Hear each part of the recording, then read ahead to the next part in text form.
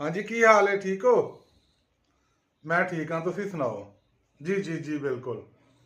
बहुत शुक्रिया जी। वो मैं बिल्कुल ठीक हाँ जी, वल हाँ, सेहत भी है ठीक है मेरी। नहीं नहीं, मैं पांडुपुर नहीं, अपने पिंड नहीं, इस टाइम मैं शहर हाँ, अपने शहर वाले घर हाँ। ते मैं कल जावांगा पिंड।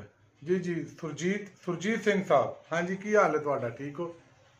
जी बिल्कुल, पांडुपुर मेरा पिंड है।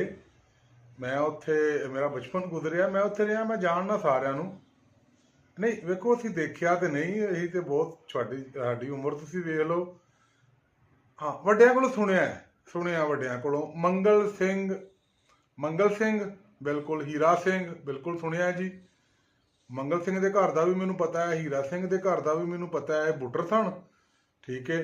ਤੇ ਮੈਂ ਕੱਲ ਜਾਵਾਂਗਾ ਜੀ ਪਿੰਡ, ਤੇ ਪਿੰਡ ਜਾ ਕੇ ਤੁਹਾਨੂੰ ਦੋਨੋਂ ਘਰ ਵਹਾਵਾਂਗਾ। ਹਾਂਜੀ।